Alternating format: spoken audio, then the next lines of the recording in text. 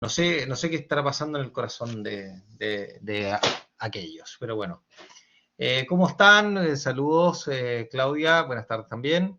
Bien, a ver, la sesión de hoy es más breve, ustedes se habrán dado cuenta que nos quedan 40 minutos. Entonces, la sesión de hoy es una sesión donde vamos a tratar un tema que es bien interesante, porque nosotros vimos en la primera sesión de clase lo que es la vida o el concepto de vida y nos dimos cuenta, entre otras cosas, que la vida así en sí misma no existe, sino que lo que existen son vivientes. Acuérdense que uno de los temas fundamentales que nosotros habíamos visto en nuestras sesiones de clases era que no es posible separar lo que en la naturaleza está unido. Y por lo tanto, en este caso, en los vivientes no es posible separar la vida de Margarita de Margarita.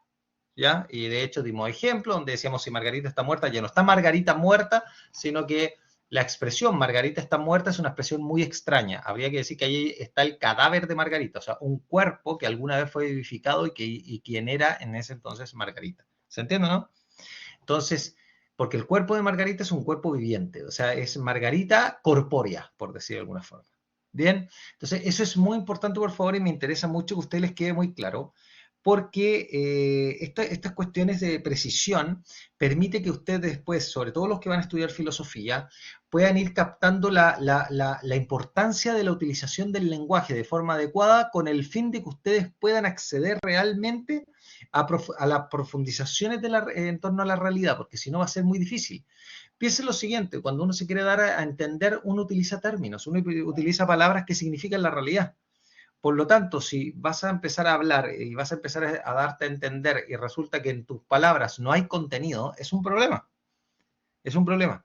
De ahí que sea tan necesario entonces que ustedes tengan que ir formándose, ojalá con buenos textos, con buenos autores, y de verdad que yo me he enmerado harto en esta asignatura, para que ustedes tengan buenos autores. O sea, de hecho, en la sesión de hoy, la sesión 3, tienen a Jesús García López, que es uno de los profesores más connotados de habla hispana de finales del siglo pasado, que trataba el tema del alma como principio vital y lo trataba desde la heredero de la formación de la Escuela de Navarra, que era de las 50 mejores universidades, de las 50 mejores facultades del mundo. O sea, para que ustedes se hagan un esquema de dónde yo le estoy mandando los textos. O sea, los textos de verdad que los estoy escogiendo con pinzas. ¿Bien? Y yo espero que además los disfruten, pues si al final se trata de que ustedes también lo pasen bien con estos temas.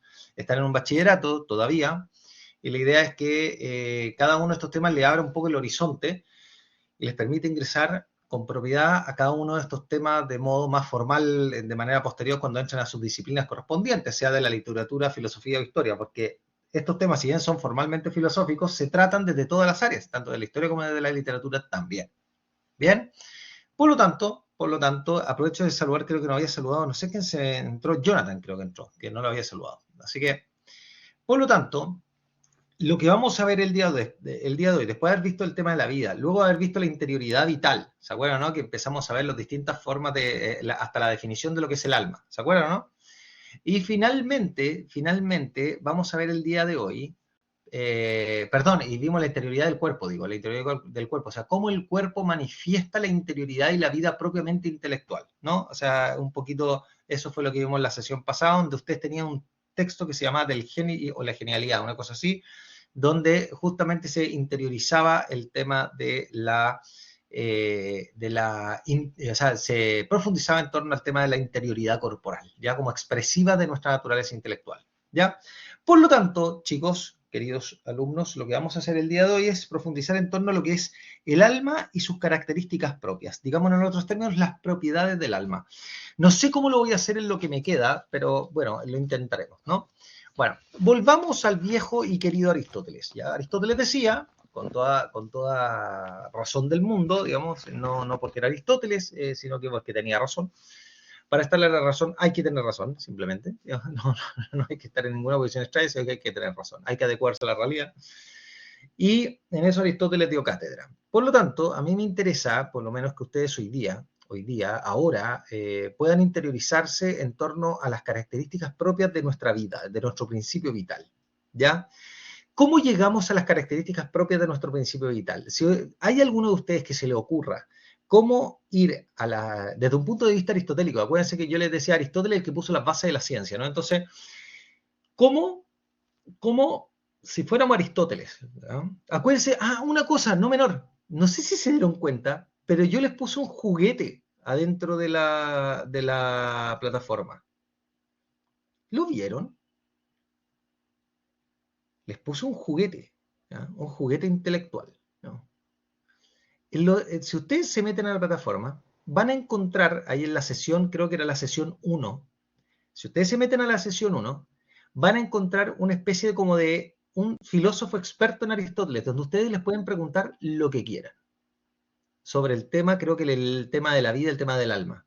Por favor, vaya en algún momento y haga alguna pregunta. Y le dice, hola, oye, ¿me podrías explicar, por favor, de qué o sea, qué entiende Aristóteles por el alma? Porque se supone que es inteligencia artificial, pero yo le pedí que únicamente respondiera a partir de las obras de Aristóteles. Entonces, lo único que va a hacer es contestarles a ustedes tomando la palabra de Aristóteles. No va a hacer interpretaciones raras ni cosas por el estilo, sino que lo que va a hacer es, va a tomar directamente las obras de Aristóteles para responder la pregunta que ustedes le van a hacer. Entonces, si lo hacen, por favor, les pediría, les pido encarecidamente que se puedan meter ahí, jueguen con eso, porque en verdad yo lo configuré con mucha precisión, creo, para que les pueda dar respuestas adecuadas. Yo le hice varias preguntas, algunas más sencillas, otras más complejas, y las respondió bastante bien, ¿ya? Entonces, por eso les digo, así que después vaya, por favor, sesión 1, creo que está en la sesión 1, déjeme revisar, ¿eh? Sesión, semana 1, ahí está, conversación nueva con IA, con inteligencia artificial. Si usted se mete ahí, déjeme ver, dice, tipo de conversación, tema, filósofo experto en Aristóteles que enseña a sus estudiantes sobre el ser humano, el alma, el cuerpo, la inteligencia artificial y una personalidad cercana. Pues dice, y le va a aparecer una imagen de Aristóteles que le dice, experto en Aristóteles, ¿ya? Vista preliminar del chat y ahí ustedes pueden escribir, ¿ya? Y ahí les ponen una pregunta y hacen lo que ustedes quieren. Le preguntan y abren el chat. ¿Ya? Así que inténtelo y usted después en la próxima clase me dicen qué les pareció. ¿Ya? No es menor, puede haber una pregunta difícil. Oye, ¿en qué te diferencias tú? O sea, ¿qué se diferencia Aristóteles respecto al tema del alma con relación a la teoría de Platón, por ejemplo? O sea, ya, y esas cosas le pueden preguntar. Y es muchísimo mejor que preguntarle a ChatGPT, obvio, porque además yo lo configuré de acuerdo a las formas en que Aristóteles respondería. Entonces, por favor, utilícelo, ¿ya? O sea, no es simplemente una especie como de sumatoria de conocimiento y va sacando la que más o menos ha sido más comentada. No. Aquí responde a partir de las obras de Aristóteles. ¿Ya? Eso pues, chicos. A ver. Bien. Déjeme ver acá, que aquí... chuta, no sé, a ver.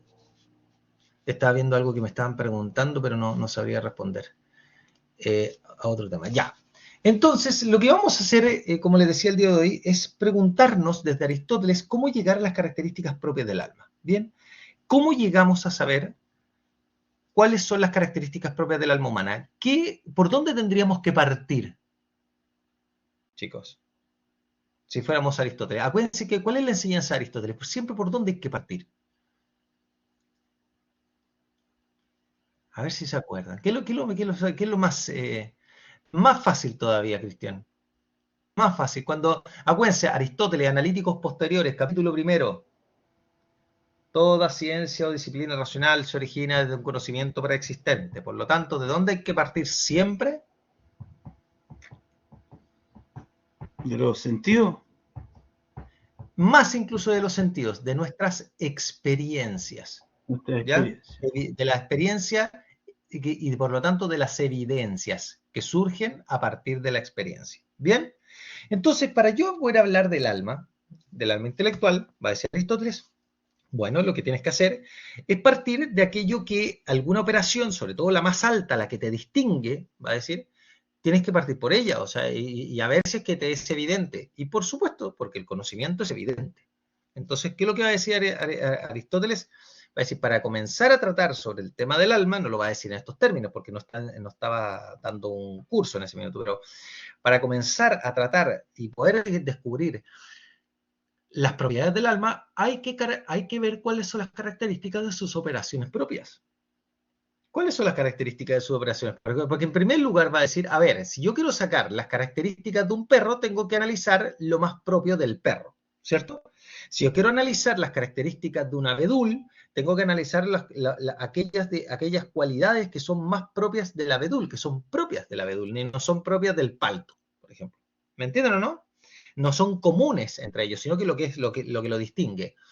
¿Qué es entre los seres vivientes? ¿Qué es lo distintivo respecto de la vida humana en diferenciación o en comparación a las demás vidas existentes, a los demás vivientes existentes en la naturaleza? ¿Qué operación es la más distintiva y la que nos dice ser quienes somos, digamos, o la vida que poseemos? ¿Cuál es la operación? El intelecto, el pensamiento. Justamente, Pablo, muy bien. Entonces, ¿qué es lo que hace Aristóteles? Inmediatamente dice, bueno, para conocer las características propias, vale decir, las propiedades, muy bien, Juan Carlos, las propiedades, o sea, aquello que posee el ente según que tiene ser, o aquellas características propias del ente que surgen a partir de la entidad que poseen, ¿ya? Aquellas características propias, por eso se llaman propiedades, ¿no? ¿Cuáles son entonces las propiedades del alma intelectual? Va a preguntar Aristóteles. Ese es el título de la clase de hoy. ¿Cuáles son las propiedades del alma intelectual? Y por lo tanto lo que va a hacer es que va a decir, bueno, hay que partir por lo distintivo, que es que somos, ¿cómo se llama realizamos una operación que es entender. Bueno, pero esa operación es, ¿cómo se llama ¿Es evidente? Por supuesto que es evidente. Si yo la misma pregunta, por cualquier cosa, evidencia que conozco. ¿Se entiende, no? Entonces el conocimiento, la evidencia del conocimiento, me manifiesta inmediatamente que soy cognoscente. De hecho, yo cuando primero sé lo que las cosas son y luego me capto a mí mismo como cognoscente. Si no, no preguntaría nada. De hecho, chicos, por favor, piensen lo siguiente. Si ustedes no conocieran nada y no fueran intelectuales y no tuvieran ninguna posibilidad de acceder a la realidad más allá de los sentidos, jamás se preguntarían ninguna cosa. ¿Lo ven? ¿Lo ven, chicos? Es que esto es fundamental. O sea, hay una evidencia absoluta justamente del conocimiento como una realidad en cuanto que justamente lo que hace es que se expresa en su misma operación. De hecho, ustedes cuando preguntan son conscientes a través de la pregunta. Porque si no se tuvieran ustedes presentes a ustedes mismos cuando hacen la pregunta, no sabrían que ustedes se están preguntando. Incluso cuando conocen, el mismo acto de conocer es un acto consciente. Por eso es que ustedes saben que son ustedes quienes conocen al momento de conocer cualquier cosa. Cuando conociste lo que era un árbol, supiste que eras tú quien conoció el árbol, aparte de saber lo que el árbol es. ¿Me comprenden o no? O sea, ya no solamente sabes lo que es el árbol, sino que además sabes que tú sabes lo que es el árbol. Por eso que te preguntan, oye, ¿tú sabes lo que es el árbol? Y tú dices, sí, yo sé lo que es el árbol. ¿Se capta? Y así lo mismo un alacrán, y así mismo una almeja, y así mismo Margarita o Juan. Si los conocen. Entonces, ¿qué es lo que pasa? Aristóteles dice, bueno, para llegar a conocer entonces las características más propias del alma, tenemos que analizar su operación más propia. ¿Y cuál es la operación? Entender. ¿Cuál es la operación más propia del intelecto humano, de la inteligencia humana? Es entender. Por eso es que vamos a ir anotando algunas cosas acá para que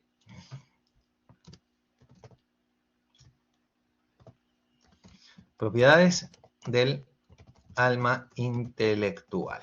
Bien, entonces aquí tenemos la propiedad del alma intelectual. Pregunta sería entonces, ¿cómo llegamos a saber acerca de las propiedades del alma? ¿Cómo llegamos a saber? Y la respuesta entonces sería a partir de su operación propia. ¿Bien? A partir de su operación propia. ¿Por qué no podríamos tomar, por ejemplo, para saber cuáles son las propiedades del alma, por qué no podemos analizar lo que es la sensación? Pregunto, abro la pregunta y por favor respondan a la brevedad para así poder continuar. ¿Por qué si analizamos lo que es los sentimientos, por ejemplo, humanos, o la sensación, el conocimiento sensible, o no sé, o el cuerpo, por ejemplo, ¿por qué eso no nos permitiría acceder necesariamente a las características propias del ser humano, a propiedades? Porque serían subjetivos dependiendo de quién siente por, sobre algo, ¿no? Perfecto, por A un lado es distintas... eso. Por un lado es eso, Juan Carlos, pero hay una razón incluso aún más fácil todavía. Usted se fue a una dimensión un poquito más compleja. Yo le diría que hay algo más sencillo todavía. ¿Por qué creen ustedes? Si yo quiero analizar lo que es propio del alma humana, solamente me sirve analizar las operaciones de la inteligencia y de la voluntad y no me sirven tanto las operaciones de las demás facultades, como por ejemplo aquellas que generan sentimiento, afecto, las que generan los sentidos, etc. ¿Por qué, chicos? Justamente, Sebastián, porque no nos diferencian. Porque, perdón, los animales tienen sentimientos, ¿sí o no? ¿Tienen conocimiento sensible? ¿Tienen cuerpo? ¿Se entiende, no? Sí, sí poseen todo eso. Entonces, que yo analice eso, no voy a hacer un análisis de algo que me distingue, sino de algo que es común. ¿Me captan? Entonces Aristóteles dice, bueno, tengo que analizar algo que sea propio. Por eso se llama propiedad. Entonces, ¿cuáles serían las características propias? Las propiedades del alma. Aquellas cualidades que son propias de nuestro principio de vida. Bueno, tiene que tomarse entonces estas características a partir, y las podemos reconocer, a partir de su operación propia. ¿Y cuál es la operación propia? Justamente, aquí lo voy a poner, entender. Ahí está. ¿Se entiende, no? Entonces, ¿qué es lo que nos damos cuenta? ¿Qué es lo que primero nos damos cuenta al analizar el acto de entender? Bueno, este tema obviamente no es sencillo, chicos. O sea, yo les pasé ahora un texto que ustedes pueden ver de Jesús García López, como yo les comenté hace un ratito atrás, este profesor de metafísica, además, que ha profundizado en torno al tema en torno al tema del alma, la existencia del alma, las propiedades del alma, la fecundidad de las palabras que formamos a partir del alma, etcétera, etcétera. Y este señor, este profesor, escribió varios textos y entre ellos está el que yo les puse ahí, ya el que yo les comenté que está compartido ahí en el sistema. También está el texto, ¿cómo se llama este? A ver, creo que se llama Curso de Metafísica Atomista, una cosa así se llama, que está en los apuntes, ya que está en los apuntes que están, ¿cómo se llama este? Compartidos, ya en biblioteca. ¿Ustedes todos han podido entrar a la sección de biblioteca digital o no? Chicos, por favor pónganme todos ahí en el chat. ¿Han podido entrar todos en la biblioteca digital? Ya, perfecto. Hay muchos textos de ahí que les van a servir para nuestra asignatura. ¿Ya? Está el de Verneau, por ejemplo, que yo les cité la vez pasada, ¿se acuerdan o no? Están los textos, obviamente, los que tenemos aquí en la asignatura. Hay un texto de introducción o lecciones fundamentales de filosofía de Letelier que les va a servir mucho, que él se lo escribió a sus alumnos, entonces les va a servir mucho, que trata temas que nosotros tratamos aquí en clases, ¿ya? Y que están bien escritos, y son precisos, son breves, entonces yo creo que les va a servir harto, ¿ya? Bueno, entonces, ¿cuál es la primera característica que dice Aristóteles que nos damos cuenta del razonamiento o del conocimiento humano? Yo no voy a precisar tanto este concepto de entender, ya, sino tómelo como equivalente con razonar, con conocer, que sea, ya, perfecto, con conocer intelectualmente, digamos. Entonces, ¿qué es lo inmediato que se te presenta en el fondo cuando tú analizas esta operación que es evidente, ¿no? Pero lo que no es evidente es en qué consiste, digamos. O sea, sabes que existe, pero no sabes bien en qué consiste el análisis de lo que es el conocer intelectual. Eso es más complicado.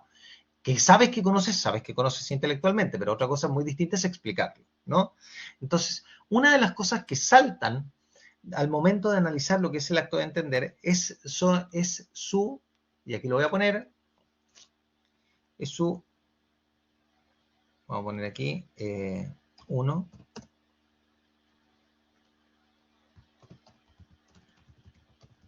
Su inmaterialidad.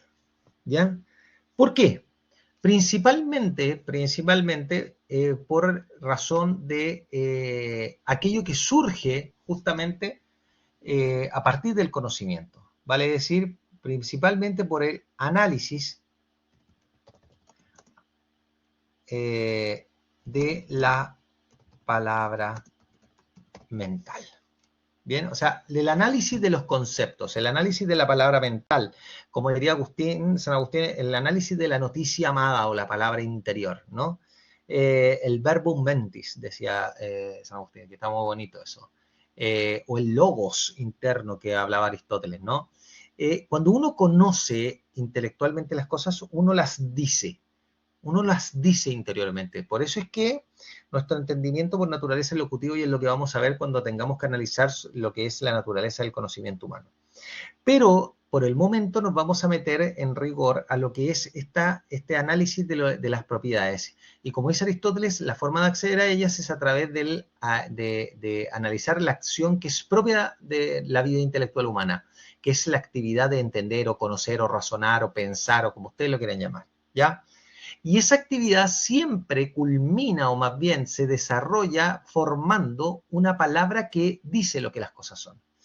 Y cada vez que ustedes forman una palabra la expresan en algún idioma, ¿no? La expresan, no sé, pues en castellano, entonces decimos árbol. Pero da una casualidad, todas las palabras que nosotros nos formamos son universales. Fíjense ese detalle. Entonces vamos a poner aquí,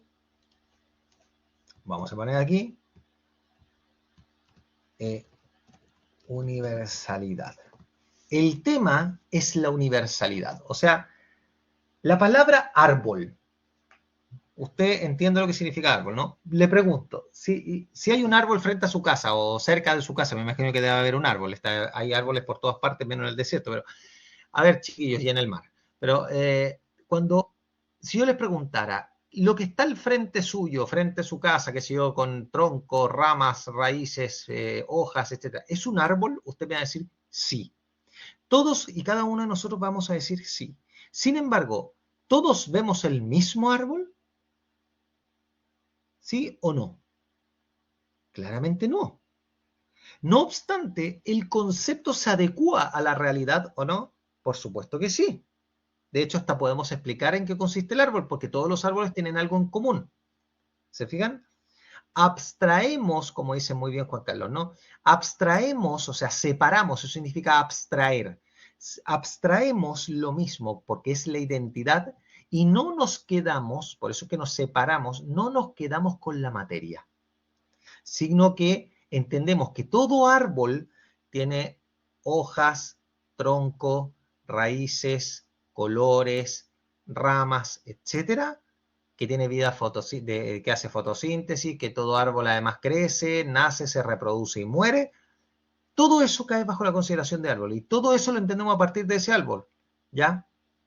Y que todo árbol tiene todo eso, pero no necesariamente todo árbol tiene las que yo estoy viendo, porque las características que yo estoy viendo solamente las tiene el árbol que tiene ahí que tengo aquí al frente. ¿Se comprende, no?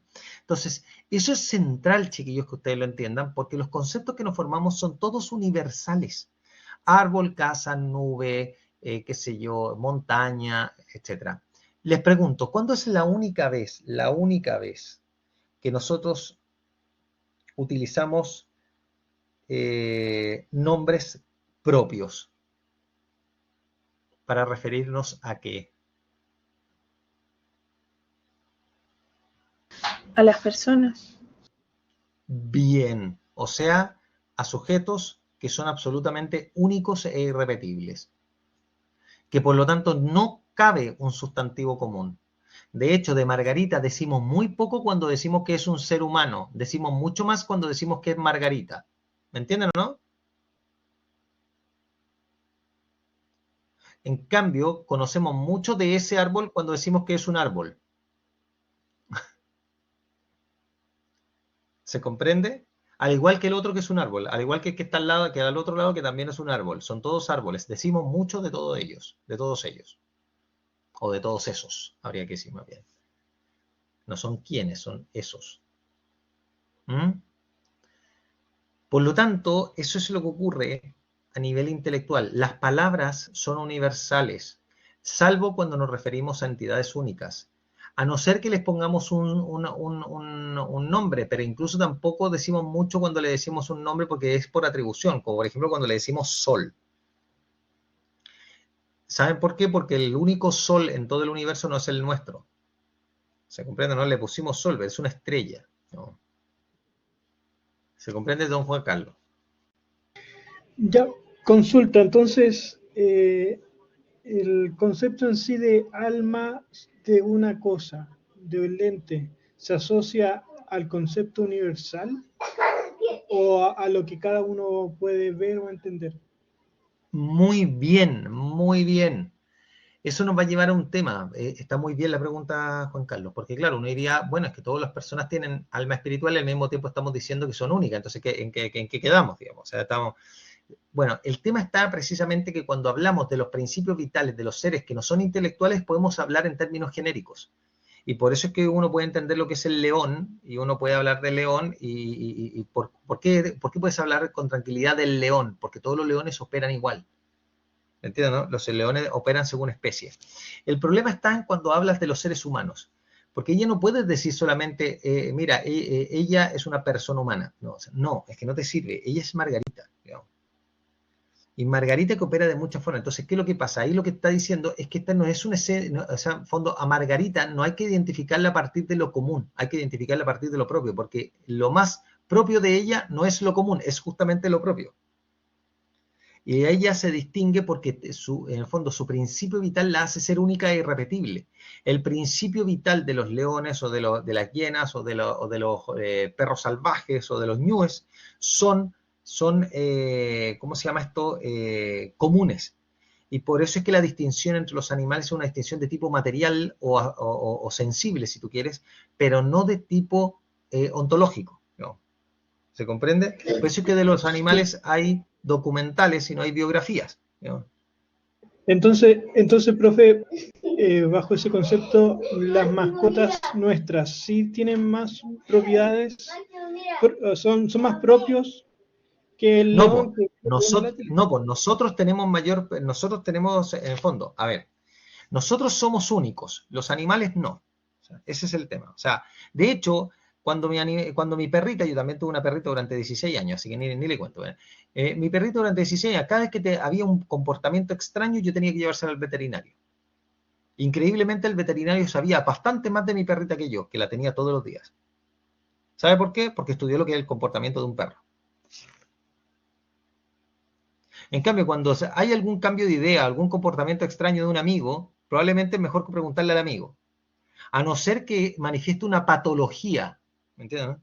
Si manifiesta una patología, ahí ya la patología hace que el sujeto deje de obrar con libertad. Por lo tanto, el comportamiento se vuelva más común en razón de aquellos que también padecen dicha patología. Y ahí entonces el psicólogo puede identificar mejor lo que tiene. ¿Me comprende? Pero en el actuar libre del hombre, o sea, ¿quién es el que mejor sabe? Oye, ¿qué crees tú que va a ser Margarita? ¿A quién le tienes que preguntar? Al que más la conoce. O sea, no al que estudió antropología, me capta, ¿no? Ese es el punto. Oye, ¿qué hará mi perro cuando yo le presente tal cosa? O al perro que... No, mira, pregúntale al veterinario. Él va a saber. ¿Me capta, no? Ese es el punto. A eso es lo que voy. Entonces, el que tiene mayor individualidad es el ser humano. Justamente porque tiene vida intelectual. Tiene una perfección de ser tan alta que se posee a sí mismo. ¿Ya? Entonces el tema, y pues, tanto se posee que se percibe a sí mismo. Y por eso somos conscientes y somos intelectuales. ¿Se capta? Entonces, en esta percepción, en esta captación intelectual donde nosotros, desde nuestra conciencia, al mismo tiempo, al momento de conocer, nos conocemos como conociendo, o sea, ¿se fija, no? Y nos conocemos como conocedores de la realidad y percibimos lo que hemos conocido, y nos percibimos como cognoscentes, es que entonces también nos damos cuenta que todo aquello que conocemos nos manifestamos a través de una palabra, y esa palabra es una palabra universal. Y la universalidad, y aquí está la clave, la universalidad es absolutamente contrario a la materia, porque la causa de la materialidad, o sea, digamos en otros términos, la causa de la singularidad es la materia. ¿Por qué? Porque la singularidad o la individualidad es la materia asignada por la cantidad. O sea, dicho en otros términos, para que me entiendan ustedes, ¿por qué el árbol que tengo al frente no es un árbol universal? Bueno, porque está ahí, no está en todas partes, no es omnipresente, por decir de alguna forma. ¿Qué es lo que limita a la existencia de ese árbol? Su propia materia, pues. ¿Me entienden, no? Por eso es que hasta dónde llega el árbol, hasta donde se extienda su cuerpo, digamos. En cambio, ¿hasta dónde llega el concepto de árbol que tengo? ¿Hasta cuántas realidades infinitas de árboles pueden existir? ¿Me comprenden, no? Entonces, ¿qué es lo que pasa? Justamente a raíz de la universalidad de la palabra mental, por eso le puse ahí análisis de la palabra mental y por lo tanto la clave es la universalidad, es que yo puedo identificar inmediatamente que dicha universalidad, vamos a hacer así, me salió horrible o no, ah no, salió bien, ya. Dicha universalidad genera entonces, o sea, es indicadora de inmaterialidad. ¿Se fijan? Ese es el punto. Entonces, primera, y ahí si ustedes se dan cuenta, volvimos, por lo tanto, al punto de inicio. ¿Se fijan? Entonces, al final, ¿por qué es inmaterial? Porque analizando la palabra mental nos damos cuenta que formamos palabras, que esas palabras son universales, porque nombran la esencia de las cosas, a través de la abstracción, como decía Juan Carlos, ¿no? A través del proceso de abstracción, donde logramos separar lo inmaterial de lo material, o sea, la esencia de la materia de las cosas. Y por lo tanto nos damos cuenta que es un proceso que manifiesta que nuestra operación es inmaterial. Porque si fuera material, cuando yo conozco un árbol, solamente conocería ese, y no conocería nada más. No obstante, cuando conozco ese árbol, formo mi concepto y lo adecuo a todos los demás árboles que han existido, que existen y que existirán. ¿Se entiende, no? O sea, de hecho, un síntoma clarísimo de que es absolutamente inmaterial es que el concepto de árbol no se va modificando con el tiempo. En cambio, el árbol que tengo al frente sí está sometido a la generación y a la corrupción del tiempo y el espacio y todo lo que lo afecta en el ambiente. ¿Me entienden o no? ¿Ya? ¿Lo ven? Ya. Segunda propiedad que se sigue de la anterior. Segunda propiedad es la subsistencia. Perdón, no. Incorruptibilidad.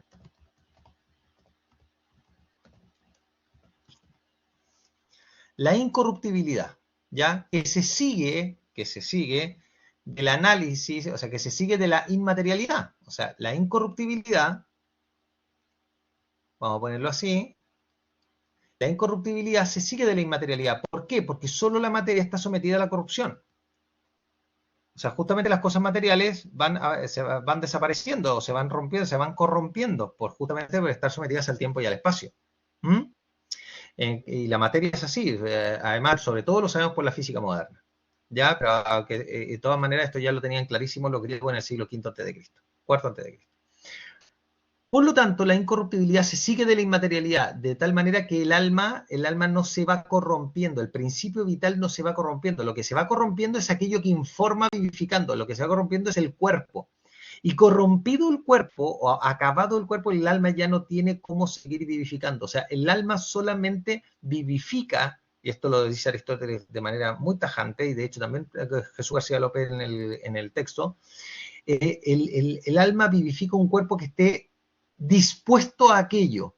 Por eso es que no hay seres vivos de plumavit, sino que hay seres vivos con materia orgánica o dispuesta a ser vivificada. O sea, ese es el punto. O sea, la materia no es de cualquier forma en un viviente. La materia es de tal manera que puede ser sujeto justamente de operaciones vitales. ¿Ya? ¿Se comprende? Ese es el punto. Entonces, de ahí viene, como el alma humana, por lo tanto, es inmaterial, es al mismo tiempo incorruptible. Y de ahí viene entonces la tercera propiedad, que es ahora sí, la subsistencia. ¿Qué significa la subsistencia? Significa que existe por sí misma, ¿ya? Con independencia de la materia. Aquí está el tema. Vamos a poner acá. Ay, me equivoqué, espérense. Aquí. Vamos a poner así. Existe por sí misma con independencia de la materia. ¿Qué es lo que está diciendo con esto? Lo que estamos diciendo es que el alma puede realizar ¿y esto por qué se hace? Por el análisis respecto de su operación, ¿ya? Vamos a poner acá, entre paréntesis, análisis de su operación. ¿Cuál es la operación propia distintiva de nosotros? ¿Cuál es, chicos? Acuérdense que ya la vimos.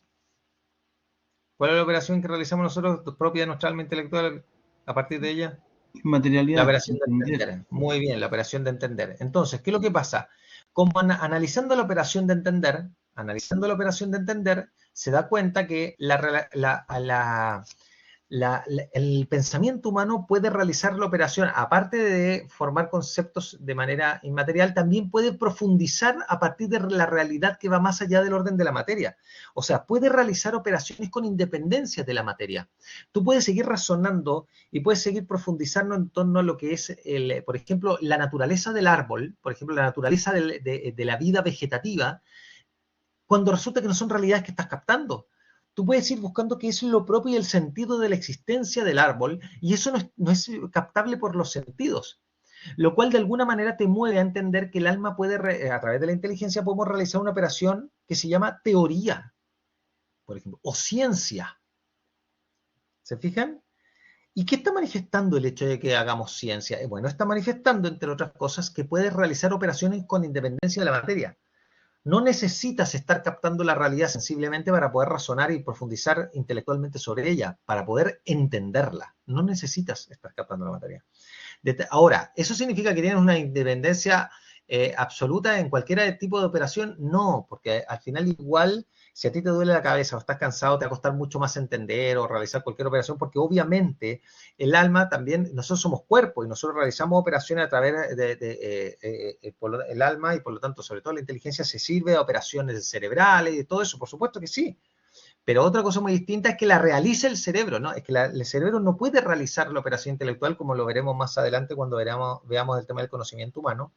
No puede realizar la operación intelectual porque el cerebro es pura materia. Y al ser material, aunque sea energía, aunque sea lo que sea, la energía es materia. Aunque al ser material, el conocimiento sería material. Y si fuera material, sería el conocimiento singular. Y nuestro conocimiento o nuestro entendimiento lo que hace es formar conceptos universales, lo cual altera el principio de la materia. Por eso es que sí podemos decir con Aristóteles, en este caso, y con toda la tradición filosófica hasta nuestros días, que nuestra inteligencia, o a través de nuestra inteligencia, formamos palabras, conceptos inmateriales, y los podemos realizar precisamente porque el principio vital es inmaterial y su operación es inmaterial, al punto tal que incluso podemos profundizar en realidades inmateriales, como por ejemplo el alma misma, como por ejemplo el conocimiento intelectual, como por ejemplo el sentido de la vida humana, como por ejemplo la felicidad, como por ejemplo, etcétera, etcétera, etcétera. ¿Bien? ¿Lo ven? ¿Ya? Entonces, ¿qué es lo que nos lleva a esto? Nos lleva a un último problema no menor, y es justamente la última propiedad que va a decir aquí, ya no Aristóteles, a pesar de que Aristóteles es bien curioso en este tema, que es la cuarta propiedad, que es la inmortalidad. ¿Por qué? Aristóteles dice que el hombre es una unión de cuerpo y alma, ya lo vamos a ver más adelante. El tema es que la unión de cuerpo y alma implica comprender, a su vez, que acabado el cuerpo se acaba el alma. Aristóteles dice efectivamente que el alma es mortal. El alma no es inmortal, el alma es mortal, dice Aristóteles. Sin embargo, en el libro tercero, en el capítulo quinto del De Ánima, ¿ya? Va a decir como hacia la línea 19, hacia la línea 20, lo siguiente, va a decir, hay una dimensión del alma que es activa, y solo esa dimensión es inmortal y eterna. Eso es rarísimo, porque lo que está queriendo decir Aristóteles, solamente esto es un dato farandulero, pero lo que está queriendo decir Aristóteles es que hay una dimensión, si ustedes quieren, una dimensión del alma, para no llamarle parte, porque eso es como que el alma fuera material y se puede partir, ¿no? Una dimensión del alma que es activa, y él se está refiriendo al entendimiento agente, que no se lo voy a explicar, pero una dimensión que es activa y que dicha actividad, como es independiente de la materia, es inmortal y eterna. El problema es que Aristóteles jamás en su vida profundizó en ese tema. Y uno diría, ¿por qué? Bueno, probablemente lo está escribiéndose al final de su vida, de hecho, lo está escribiéndose al final de su vida, y después él ya muere, él muere a los 76 años, ¿no? Y no culmina esa parte, o no sigue tratándola, no sé si tenía pensado tratarla o no, tendría que volver 2400, 300 y tantos años para atrás para poder preguntarle, pero bueno, lo que sabemos es que no profundizó sobre eso. Pero el que sí lo hizo fue Tomás de Aquino, y dijo que, y estableció, y después con la filosofía contemporánea, también profundizaron en torno al tema, y se dieron cuenta que solamente desde el principio de inmaterialidad, incorruptibilidad y subsistencia, sobre todo subsistencia, o sea que podemos realizar una operación con independencia de la materia por la inmaterialidad del alma, es que entonces podemos concluir que acabado el cuerpo, destruido el cuerpo humano por el VG y por todo lo que nosotros sabemos, se destruye el cuerpo, el alma puede seguir realizando su operación. De hecho, hay una cuestión disputada sobre el alma donde Tomás de Aquino trata este tema. Dice, ¿cómo es que el alma entiende tras la muerte? ¿Cómo puede realizar su operación? Porque el gran problema es si el alma puede realizar su operación vital, puede vivir tras la muerte. Y Tomás de Aquino dice que sí. El problema es que nosotros somos una unión de cuerpo y alma, no somos nuestra alma. Por lo tanto, la pregunta es, bueno, ¿y qué pasa con nosotros? No tenemos idea. Desde la filosofía no tenemos idea. Desde la filosofía, ¿podemos llegar a entender que el alma puede realizar su operación propia con independencia de la materia? Sí. ¿Podemos entender que el alma es inmortal? Sí. ¿Eso significa que yo soy inmortal? No, porque usted es una unión de cuerpo y alma. La filosofía no llega más allá. No es capaz el entendimiento humano de llegar más allá porque además no hay nadie que haya vuelto de la muerte como para contarnos un poquito de qué se trata esto. Pero principalmente sí podemos inferir con mucho fundamento que el alma, al ser un principio vital que realiza su operación propia con independencia de la materia, es que una vez separado el cuerpo del alma, o sea, de su principio vital, o acabado el cuerpo, el alma puede seguir realizando su operación. ¿Cuáles son los problemas con los que nos encontramos que lo van a entender después cuando analicemos el tema de teoría del conocimiento, en el análisis sobre el tema del conocimiento humano? Bueno, lo que nos vamos a encontrar es precisamente que nosotros entendemos a partir de imágenes que nos traen los sentidos. Entonces, la pregunta va a ser, bueno, ¿cómo vamos a seguir conociendo si no vamos a tener cuerpo? Bueno, es que no puedes seguir conociendo. ¿Por qué? Porque no tienes imágenes que te provean los sentidos. Entonces, ahí se empieza a armar un problema que no es menor, digamos, porque no, y ahí viene una disputa de filósofos desde el siglo XIII hasta el siglo XX, donde se agarran de las mechas como Dios manda. Digamos.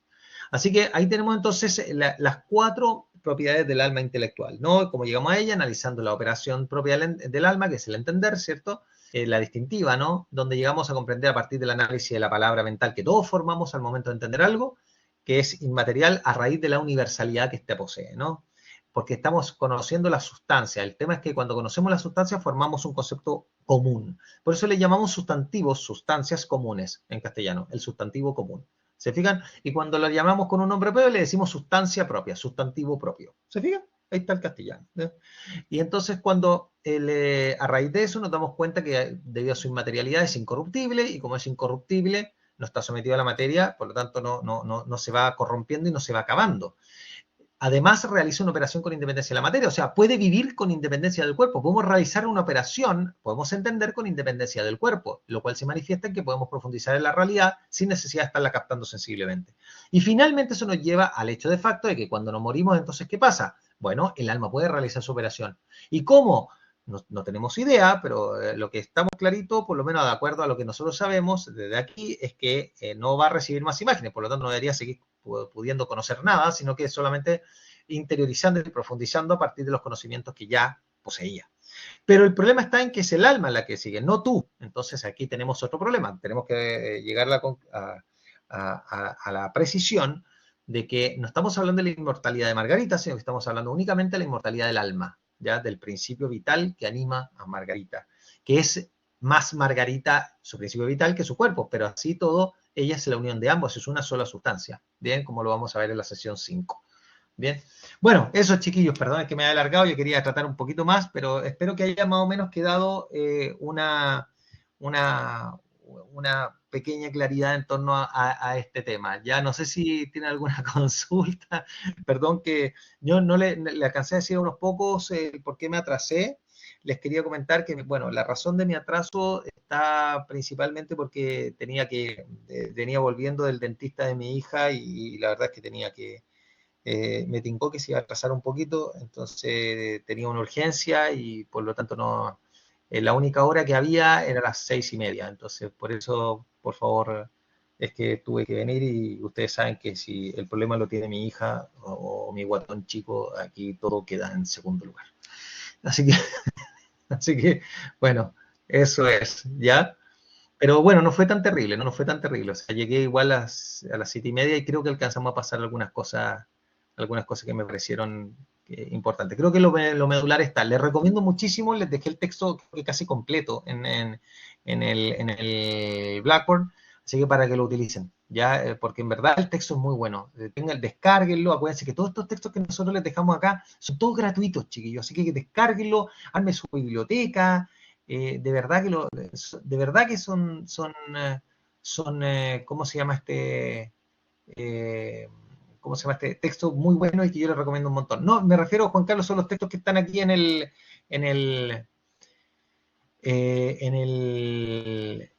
la sesión 3, el texto de Jesús García López, el que está ahí mismo, en la sesión 3, que es sobre la inmortalidad del alma. Bien, y también les recomiendo el libro de Jesús García López, ese que se llama Estudios de Metafísica Atomista, ya que está en apuntes. Bien, bueno, hay varios ahí bonitos. Está Introducción a la Filosofía de Melendo, está Nociología de Alejandro Llano, que lo vamos a utilizar también. Está, bueno, ni hablar, el de Canals, Teoría del Conocimiento, o sea, sobre la esencia del conocimiento, que es un texto que yo ocupo de base en el curso de Teoría del Conocimiento, que los alumnos que están acá y que estudian filosofía van a sufrir conmigo ya en séptimo semestre, pero ahí sí que van a sufrir. Así que, de hecho, los alumnos actuales están padeciendo, y de lo lindo, pero les agrada. Así que es como que les duele en el espíritu, pero les agrada. Es una cosa muy extraña, digo. Pero en fin. Ya, chicos, es un padecimiento existencial brutal. ¿Ya? Ya, pues, chicos, que estén muy, pero muy bien. Cuídense mucho. Se os quiere muchísimo y, bueno, nos estaremos viendo en la próxima sesión. ¿Ya? Que estén muy, pero muy bien.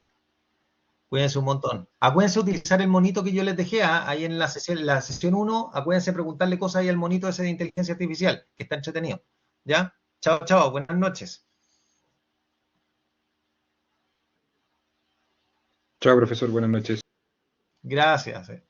Igualmente. Chao, profe, muchas gracias. Gracias a usted también, por favor. Muy amable.